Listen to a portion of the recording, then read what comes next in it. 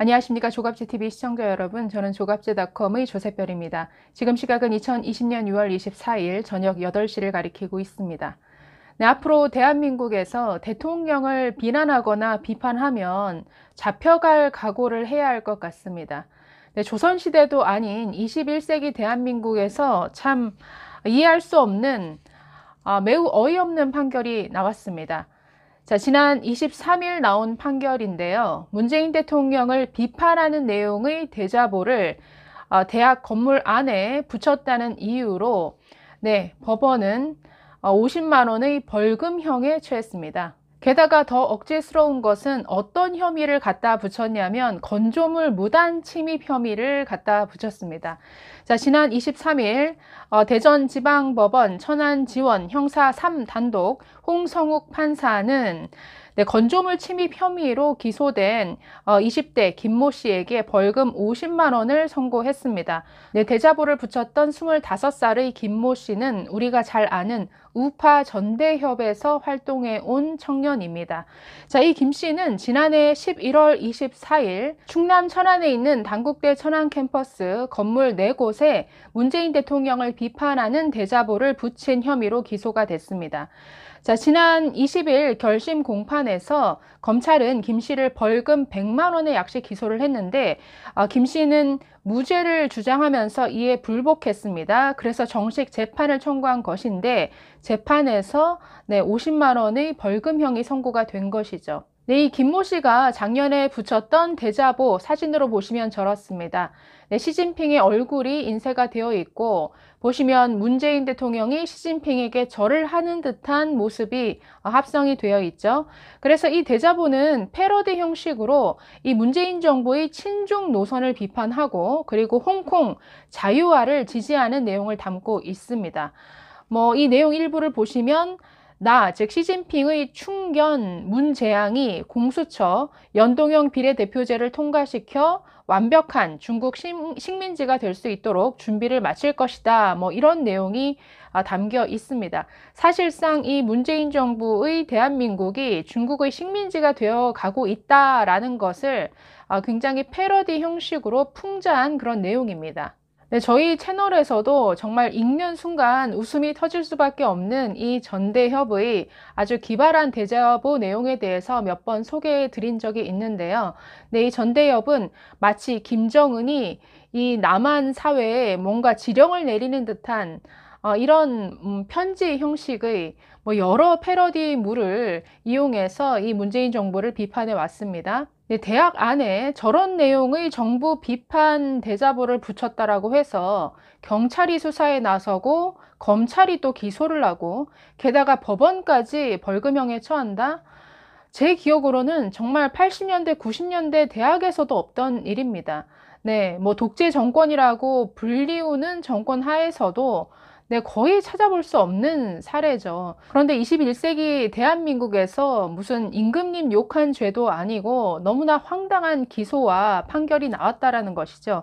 자, 경찰과 검찰은 이 대자보에 대해서 국가보안법 위반도 적용할 수 없었습니다. 모욕죄로 처벌할 수도 없었습니다. 그러다 보니 엉뚱하게 들고 나온 혐의가 지금 건조물 침입 혐의를 들고 나와서 이렇게 기소를 한 것이죠. 자, 건조물 침입이라는 것은 집이나 건물, 항공기, 선박 이런 곳에 무단 침입하거나 나가달라라는 퇴거 요구를 받았음에도 불구하고 이에 응하지 않았을 경우에 적용되는 이러한 혐의인데, 자, 황당하게도 이 케이스에 지금 건조물 침입 혐의가 적용이 됐습니다.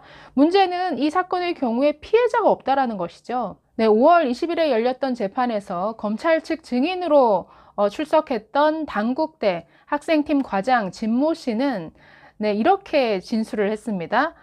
업무 협조 차원에서 학교 안에 대자보가 붙어 있다라는 사실을 경찰에 알려준 것 뿐이고 이것으로 인해서 우리가 피해를 본 것은 없다라고 얘기를 했습니다. 덧붙여서 어떻게까지 얘기를 하냐면 표현의 자유가 있는 나라에서 이 문제가 과연 재판까지 가야 할 문제인지 모르겠다라고까지 법정에서 진술을 했습니다. 그리고 대자보가 붙여졌던 단국대의 건물은 사실상 외부인에게 24시간 개방되어 있는 건물입니다. 그래서 이 학교 학생뿐만 아니라 동네 주민이라든가 영업사원, 배달원 등이 자유롭게 제약 없이 드나들던 그런 공간이죠. 네, 이렇게 오픈된 건물에 들어가는 것은 무단 침입이 성립될 수 없습니다. 대자보를 붙였다고 건조물 침입죄로 처벌한다면 네, 앞으로 영업사원이 아파트에 들어가서 이렇게 광고물, 전단지를 붙여도 똑같이 처벌해야 한다는 것이죠. 네, 게다가 김 씨는 대자보를 벽에 붙인 것밖에 없죠. 이 대학에 어떤 피해를 준 적도 없습니다. 자, 대학 관계자도 아까 말씀드렸다시피 법정에 나와서 우리는 처벌을 원하지 않는다. 그리고 피해를 본 것이 없다라고 적극 오히려 피의자를 변호하는 이런 상황이 네, 벌어졌습니다. 그럼에도 불구하고 경찰과 네, 검찰은 정말 억지스러운 혐의를 갖다 붙여서 이렇게 기소를 한 것이죠. 그렇기 때문에 이것은 애당초 무단 침입이라는 것은 핑계일 뿐이고 정말 문재인 정권에게 어떻게든 비위를 맞추거나 잘 보이기 위한 억지 기소가 아니냐라는 생각을 할 수밖에 없는 것이죠. 자, 그런데 여기에 경찰, 검찰에 이어서 법원까지 지금 장단을 맞춰서 이런 어이없는 판결을 내린 것이니까 지금 경찰, 검찰, 법원이 지금 다 함께 앞으로 이 문재인 정권을 비판하면 감옥에 갈 각오를 하라라는 이런 뭔가 대국민 협박 메시지를 전하고 있는 것이 아닌가라는 이런 생각이 들 정도입니다. 자, 검찰 측 증인으로 나왔던 단국대 학생 과장 진모 씨가 중앙일보와 인터뷰한 내용이 있습니다. 자, 그 내용을 조금 더 들여다보면 더 기가 막힌데요. 자, 기자가 이렇게 물었습니다. 경찰은 단국대가 신고해서 수사했다라고 하는데 라고 질문을 하니까 이렇게 말합니다. 2년 전에도 단국대에 대자보가 붙었었다. 그때 경찰이 앞으로 또 이런 게 붙으면 연락을 달라라고 했다라는 것이죠.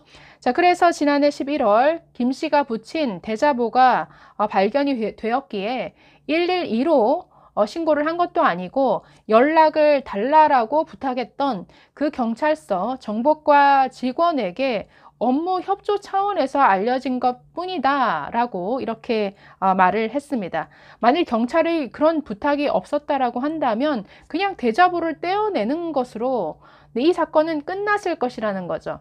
자, 기자가 또 이렇게 묻습니다. 경찰이 수사 과정에서 불온 게시물이라는 표현을 썼다는데 라고 질문을 하니까 그렇다라고 인정을 했습니다. 또 기자가 이렇게 말합니다. 검찰은 김 씨가 대자보 붙일 것을 미리 알았다면 학교에 들어오게 했겠냐라고 질문을 했다는데 자, 이렇게 답합니다. 그 질문만 하더라.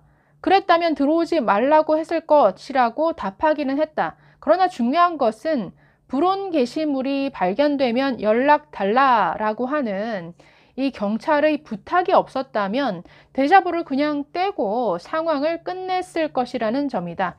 황당한 게 있다. 재판에 나가보니 검경이 지목한 피해자가 단국대도 아니고 나 개인으로 되어 있더라. 굉장히 황당한 부분이죠. 대자보를 붙여서 피해를 입은 사람이 이 단국대 학생과장 진모 씨라고 하면서 지금 기소를 했다라는 것이죠. 그리고 피해자 본인도 네, 증인으로 나갈 때까지 자기가 피해자로 되어 있는 것조차 몰랐다라는 네, 지금 이런 진술입니다. 계속 이렇게 말합니다. 나는 경찰에 조사받은 적이 전혀 없고 검찰에서도 전화 한 통만 왔을 뿐이다. 판사가 내게 김 씨 처벌을 원하느냐고 묻길래 내가 처벌을 원하고 안 하고가 왜 중요하냐라고 물으니까 네, 판사가 피해자가 당신으로 되어 있다라고 해서 굉장히 놀랐다라고 했습니다. 자, 내가 피해를 봤다는 것이냐라고 이렇게 되물을 정도였고 솔직히 나는 전혀 피해를 본 것이 없다. 그래서 처벌을 원하지 않는다라고 이렇게 답했다라고 말했습니다. 자, 그리고 이 김 씨가 경찰에 잡힌 과정에 대해서 이렇게 말합니다. 2018년에 당국대에 반정부 대자보가 붙으니까 경찰이 CCTV를 뒤졌는데 그 장소에는 CCTV가 없었다. 게다가 대자보는 떼어진 상태였다. 그러자 경찰이 대자보를 뗀 근로학생들 주민등록 번호까지 다 적어갔다. 그러면서 CCTV가 없다고 푸념하더라. 그런데 이번엔 김 씨가 대자보를 붙이는 모습이 CCTV에 잡혀 색출된 것이다. 경찰 부탁만 없었다면 평소처럼 대자보를 그냥 떼고 말았을 것이다. 개인적으로는 오히려 김 씨를 칭찬해주고 싶다. 젊은 학생이 그런 깨어있는 생각을 가진다라는 게 점점점 하고 말을 맺었습니다. 네, 이 인터뷰 내용을 보고 있으면 이분이 색출이라는 단어를 썼는데요. 경찰이 정말 강력 사건도 아닌 사건에 대해서 얼마나 정말 열의를 가지고 어떻게든 잡아 넣으려고 했는지가 고스란히 읽혀집니다. 이 사건을 보고 있으면 지금은 사라진 법이죠. 국가원수 모독죄가 다른 형태로 부활한 것 같은 그런 느낌을 갖습니다. 자, 장영수 고려대 법학과 교수는 언론과의 인터뷰에서 이렇게 말했습니다. 헌법상 국민의 핵심 권리인 표현의 자유를 심각하게 침해한 판결이다라고 지적을 했습니다. 자, 그러면서 수많은 게시물 중에서 유독 김 씨가 붙인 이 대통령 비판 대자보만 콕 집어서 처벌한 점에서 헌법상 평등권의 일부인 형평의 원리도 심각히 위배한 것으로 보인다라고 이렇게 말했습니다. 네, 뭐 적어도 이 사건을 통해서 지금 이 대한민국의 모습이 이 순간 정말 80년대 민주화 이전 상태로 되돌아갔다라는 느낌을 받게 됩니다. 네, 감사합니다.